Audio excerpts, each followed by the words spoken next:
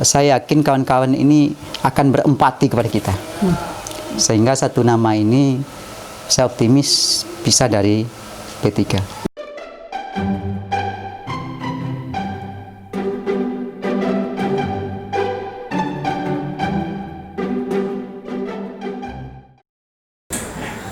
Assalamualaikum warahmatullahi wabarakatuh, netizen Indonesia di Ruang Indonesia Bicara.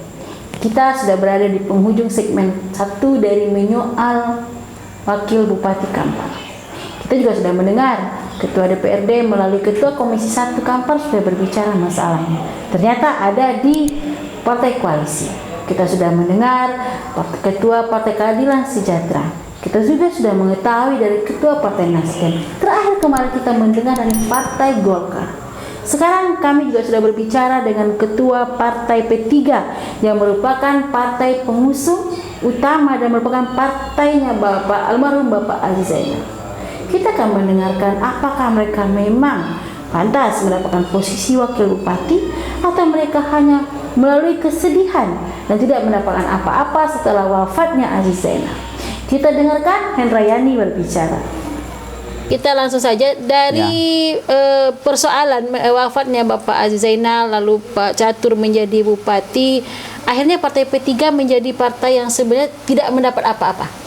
Lalu ada posisi Wakil Bupati Kampar yang hari ini masih kosong. Nah, ketika panitia pemilihan menyurati Partai Koalisi untuk mengirimkan nama kandidat calon Wakil Bupati, apa yang dilakukan oleh Partai P3 setelah itu? Ya, mungkin begini, Lin, dapat kita jelaskan tentu sesuai dengan undang-undang. Ketika kepala daerah berhalangan tetap seperti yang terjadi di Kampar atas meninggalnya Bapak Haji Aziz Zainal, Bupati Kampar waktu itu, tentu secara undang-undang dinyatakan bahwa Wakil Bupati yang saat itu adalah Bapak Catur Sugeng Susanto telah didefinitifkan hari ini bupati, ya? Sebagai Bupati Kampar. Itu yang pertama. Dan undang-undang juga memerintahkan kepada kita, khususnya kepada partai koalisi, untuk sesegera mungkin mengisi jabatan kekosongan dari wakil bupati tersebut. Ini perintah undang-undang. Kenyataannya dalam perjalanan itu koalisi kita memang koalisi yang agak gemuk, terdiri dari 6 partai koalisi. Barangkali dinamika yang terjadi itu di sini. Berbagai macam asumsi masyarakat timbul dan saya rasa itu wajar.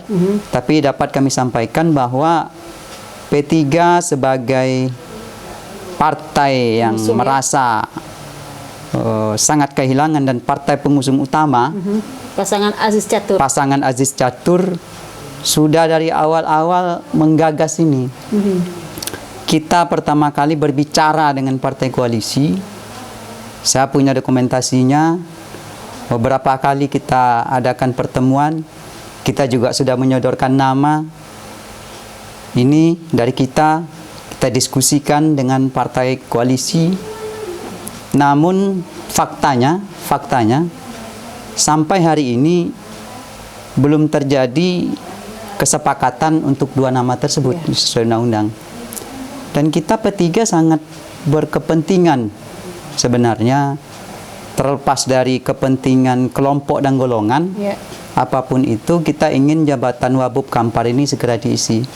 Karena kita berpendapat pemikiran berdua itu kami yakin akan lebih baik daripada orang berpikir satu. Iya, benar-benar. Nah, jadi terlepas dari ini ya, terlepas dari kepentingan kelompok, kepentingan segala macam bla bla bla. Kepentingan Kamparnya sendiri seperti itu, siapapun nanti orangnya. Jadi P3 sudah menyerahkan nama, karena ada informasi bahwa P3 lah sebenarnya yang belum menyerahkan nama itu ke koalisi. Oh tidak, dari awal. Sudah, dan tidak ada perubahan sampai hari ini. Tidak ada perubahan sampai hari ini, bahkan dari DPW pun sudah ada nama yang kita sampaikan ke Bupati. Berarti sudah ada nama yang sudah. Ada berapa nama yang dicalonkan oleh P3 itu? DPW itu ada mengirim surat kepada Bupati, keputusan DPW ya, ini bukan DPC lagi, DPC, sudah ya. DPW. Dan memang kita tak sebut hari ini, Ya, tidak tapi masalah, besok akan kita serahkan kepada koalisi ini loh namanya. Mari kita namanya diskusikan. sudah Sudah ada. Nah, berarti kalau PKS P3 sudah menyerahkan nama, PKS sudah menyerahkan nama, Nasdem juga kabarnya sudah menyerahkan nama. Lalu Ya. apa persoalannya sampai tidak konkret dua nama itu? Bukankah koalisi tinggal memilih saja? Persoalannya adalah ketika memang katakanlah dari P3 ada 1, 2, 3, 4 nama misalnya. Ya, oke. PKS juga seperti itu. Artinya kalau kita kumpul-kumpul barangkali kita inventarisir misalnya ada 7 atau 9 nama 9 seperti nama, itu. baik, ya. Dari 9 nama ini tentu akan kita kerucutkan menjadi 2. Ya. Dinamikanya terjadi di sini. Saya rasa wajar-wajar saja. Akan tetapi apa namanya kalau boleh sedikit kita apa namanya itu curhat ya. Apa namanya Tidak tentang apa-apa, ini memang ruang P3 untuk semua orang bisa tentang bicara. P3 ini. Satu, kita menyadari bahwa semua partai koalisi, 6 partai koalisi ini berhak Ya. untuk Mempunyai hak yang sama yang sama mencalonkan, untuk mengusulkan, memilih segala macam terhadap wakil bupati ini. walaupun kursinya cuma 1. gitu. Walaupun kursinya cuma Haknya 1, sama ya. ada hak. Boleh, secara aturan boleh. Aturan boleh. Itu aturan. Jadi kita tidak bisa menafikan itu. Akan tetapi, Ya. tentu kita dalam hidup ini, dalam menjalani kehidupan berbagai aspek kehidupan ini, tentu ada yang namanya orang menyebutnya sebagai kepatutan. Ya. Ada kepatutan, ada kelayakan, ada yang menyebutnya etika. Saya rasa wajar dalam politik juga ada seperti itu. Saya rasa kan. Artinya kita serahkan ke masyarakat untuk menilai seperti apa. Katakanlah hari ini misalnya Bupati Pak Catur Sugeng Susanto adalah kader murni dari Golkar. Golkar. Saya tahu itu sendiri. Beliau kalau nggak salah ketua harian Golkar Ya. Kabupaten Kampar. Apakah mereka berhak untuk menyampaikan lagi, mengusulkan lagi, atau menginginkan lagi Wabub ini? Berhak. Berhak. Saya katakan berhak. Karena semuanya punya potensi, punya hak yang Boleh, sama. boleh. mencalonkan kadernya. Akan tetapi, Ya. kalau kita kembali tadi kepada yang namanya kepatutan, kembali kepada namanya etika, saya nggak bisa jawab di sini. Biar masyarakat yang menilai. Kalau pertanyaan saya, negeri Kampar ini barangkali akan terlalu besar kalau diurus hanya oleh satu kelompok saja atau hanya diurus oleh satu partai saja seperti itu. Kita tidak mengatakan Golkar tidak berhak kok. Cuma bagusnya juga ada Wabub itu harus dari partai lain supaya ada dua partai yang karena ya. Pak Catur ini adalah Golkar, terus wakilnya Golkar lagi misalnya, terus ada 5 partai lagi gitu loh. Nah, ini silakanlah masyarakat yang menilai. Saya nggak bisa menilai. Dari sisi P3 sebagai yang paling berkehilangan mungkin di sini namanya Pak Aziz, tokoh masyarakat Kampar, bahkan Riau, Ketua DPW P3 Riau, Bupati Kampar.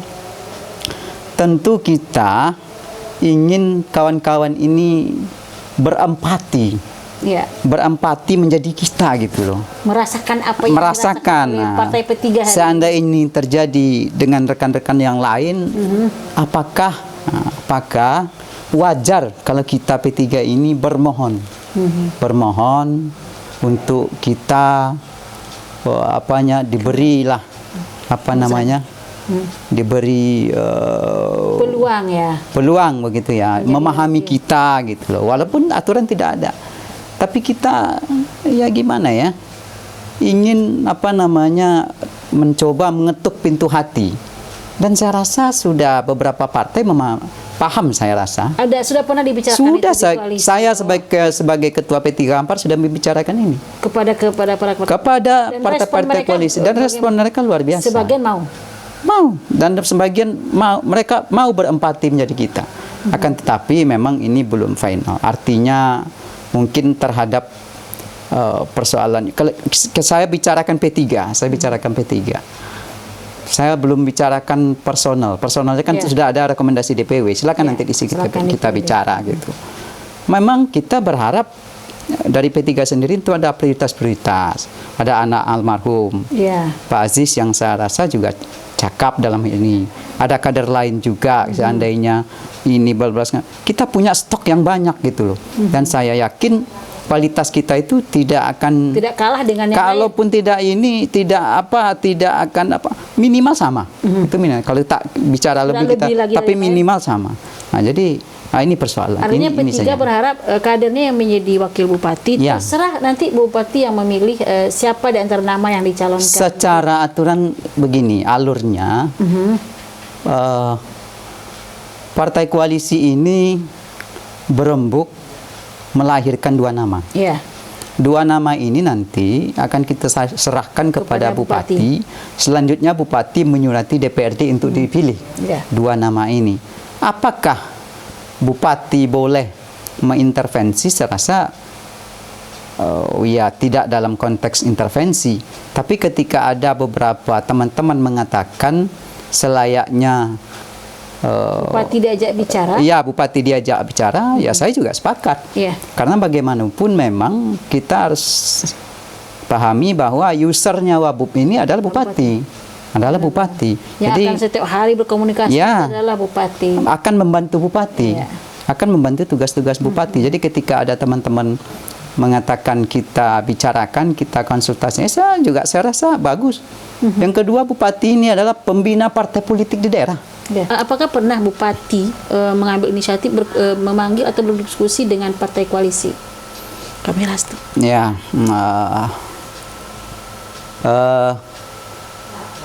jujur mungkin ya, selama ini belum ada komunikasi yang intens antara kita partai koalisi mungkin dengan bupati dalam hal Wabub ini. Akan tetapi bupati selalu mengatakan bahwa katanya beliau akan menerima Siapa saja? apapun yang diputuskan oleh koalisi. Beliau sampaikan seperti itu. Dan memang kembali saya sampaikan ada usulan kawan-kawan bahwa mereka tetap ingin mendiskusikan ini dengan bupati sebagai usernya Wabub dan sebagai pembina partai politik di Kampar. Memang ada kewajiban bupati untuk Mengkomunikasikan ini, mendorong untuk ya. mendorong percepatan pemilihan Wabub ini. Bukan berarti intervensi ya. Ya. Tapi sebagai pembina partai politik daerah, saya sepakat bupati ini harus berkontribusi terhadap percepatan pemilihan Wabub Kampar ini. Karena memang bupati nanti apakah punya hak untuk menolak atau menerima? Tidak Bupati ada. tidak ada bisa menolak menerima apa yang diusulkan oleh koalisi. Tidak ada. Artinya kalau begitu, kalau memang bupati ingin seseorang, beliau harus membicarakan itu sebelum penetapan koalisi. Kalau bupati memang ada usulan kriteria atau seperti apa atau nama, memang harus didiskusikan dengan parpol koalisi sebelum parpol koalisi menetapkan dua nama tadi. Karena kalau setelah diputuskan, maka itu nanti akan ditentukan oleh DPRD. Ya, Baik. ya. Jadi alurnya itu koalisi menyurati bupati dua nama. Selanjutnya bupati menyurati DPRD untuk dua nama ini dipilih melalui sidang paripurna istimewa. Ya. Melalui sidang istimewa di DPRD. Iya. Oke, ini sudah tinggal 23 bulan lagi jabatan seorang Catur Sukian Susanto, dan P3 sebagai partai utama dulu kan harusnya seperti mengatakan tadi punya kans lebih sebenarnya ya untuk menjadi seorang wakil bupati. Nah, untuk perjuangan seperti itu apa tantangannya hari ini? Ya, tentu politik ini adalah sesuatu yang sangat dinamis ya. Bergeraknya juga cepat. Dinamikanya luar biasa. Saya mungkin tidak membahasakan tantangan, tapi lebih kepada kita ingin berbicara dari hati ke hati kepada parpol koalisi lainnya. Artinya kita ingin mereka memahami kita seperti itu. Makanya tadi saya sampaikan persoalan kepatutan, kelayakan dan oke secara etika itu ya kita juga tidak bisa mengklaim seperti itu. Saya lebih sepakat itu kita serahkan ke masyarakat seperti apa sih sebenarnya. Artinya satu partai tidak boleh harus dominasi dong ya harusnya ya. Seharusnya seperti itu. Makanya saya sampaikan mungkin masyarakat berhak menilai apakah kalau seandainya P3 bermohon dalam hal ini kadernya untuk mengisi Wabub ini, masyarakat juga harus menilai layak tidak P3 bermohon. Tidak seperti itu, patut tidak. P3 ini kita bicara kader dulu ya. Yang kedua, seandainya Golkar menginginkan itu, silakan juga masyarakat menilai. Dengan sekarang misalnya bupatinya Golkar, apakah tadi layak, patut, ya silakan masyarakat yang menilai, bukan kita yang menilai. Tapi kan tetap kita yang memutuskan, maksudnya tetap koalisi nanti yang memutuskan. Ya, dalam hal menilai itu adalah penilaian dari masyarakat seperti apa. Tentu kalau dalam koalisi kita bicaranya teknis. Ya, final akhirnya dan saya optimis sebagai ketua partai P3 di Kampar, saya optimis kawan-kawan memahami kita. Ya.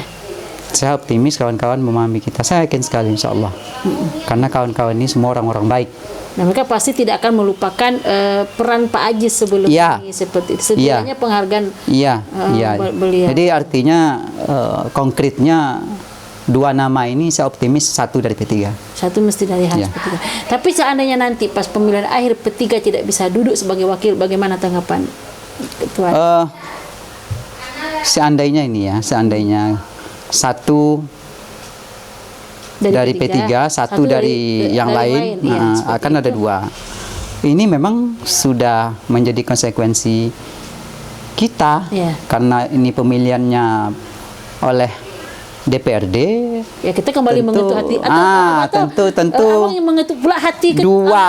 46 anggota. Ya, 45. 45. Jadi tambah saya satu deh. 45 anggota. Ya, silakanlah dua orang ini nanti berkomunikasi dengan DPRD. Saya selama tidak melanggar hukum ya silakan saja. Dan sebagai ketua DPC P3, Abang meminta tolong juga dong bersimpati pula lah yang 45 tentu ya. Saya yakin mereka juga beliau-beliau di DPRD memahami itu. Ya, karena mereka juga sudah sebagian besar pemain lama dalam politik. Ketika kita sudah berusaha, artinya ketika kita sudah berusaha dan sudah dipahami oleh kawan-kawan, kita diberi penghormatan satu nama dari P3 dan dipilih oleh DPR. Misalnya kalau terpilih dari kader kita, tentu alhamdulillah itu adalah amanah dan itu tanggung jawab yang luar biasa. Kalau seandainya tidak, ya juga kita harus terima. Tapi setidaknya di final nama dua kandidat ini P3 harus. Saya optimis. P3 memang harusnya punya hak. Satu nama. Bukan punya. Bahasanya bukan punya hak. Bukan punya hak. Kita bermohon satu itu dari kita, dari P3. Sebagai permohonan kepada.